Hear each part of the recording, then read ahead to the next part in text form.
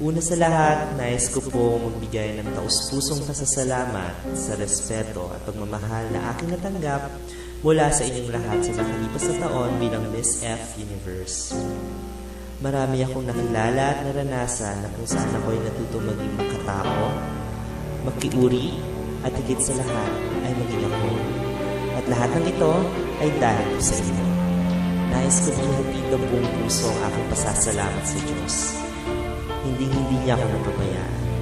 Salamat sa aking Fahrenheit family at sa mga miyembro nito, Kuya Rico, Chard, Benji, Sir Oliver, Lander, Tita G, Direk Roger, JJ, and of course, Kuya Wilbur. Sa inyong tiwala at tagampanan ko ang pagiging Miss F Universe. Salamat sa aking Dynasty, Fontana, and Elizalde family, Erimar, Jake, Peach, Rush, Marvin, Nico, Urma, Gary, Joseph, Jeff, Aldrin Mo. Mula sa simpleng manonood, tayo ngayon ang pinapanood. Salamat ng lubos sa H-Box and Chippers Philippines sa lubos ninyong pagtanggap at pagmamahal. Ang inyong palakpakan at tawanan ang higit pa sa tropeo ng kahit na anong patimpala. Salamat sa sitako sa pagtanggap ng buong buo sa aking ganda, talino at higit sa lahat sa aking pagkatao. Naiwawi, Chugi Ay, Warla Nay Perry Ate Kat, Valerie Ate Dan, Mother Pao, salamat sa pagtitiwala. Kabilang ang Amazing Philippine Theater, naramdaman kong maganda ako. Si Tanko Dolls, Ren, Kenji, Verushka JM, Barbie. Salamat sa tulong at atensyon. Madami akong sayang madadala hanggang sa kabilang ibayo. Ako ay buong pakumbabang nagpapasalamat sa Suarez Bay Beauties. Sa iyo, Nay Sheila, salamat sa pagkakataon at pagtitiwala sa aking kakayahan. Sana ay mapanindigan ko ang iyong pagtitiwala. Sa aking mga kapatid sa Suarez, hindi natin kailangan magsalita upang iparamdam ang pagtitiwala at pagmamahal natin sa isa't isa. Ang pundasyon na gawa sa magandang uri ay hindi kailanman nagtitiwala.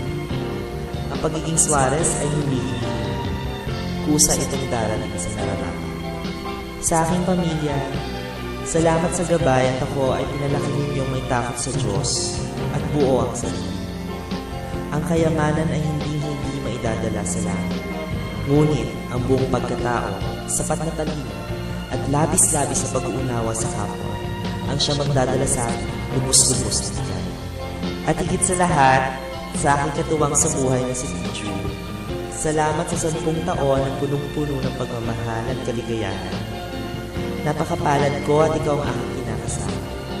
Ikaw ang aking natatanging minamahal, ngayon at pagmakailanman. Nais ko muna mag-iwan ng konting kataga mula kay Kanigo. Image is but a facade on how people see you. Everyone has an imagination of how they want to be. But to become an icon, it is when these people aspire to become you, because you are able to personify who they want to be. Ako po si Tyra Nicole Elizalde, si Tanko Suarez. You are a very, very beautiful queen. So can I just ask for a message from you for the new Miss F Universe? Hello.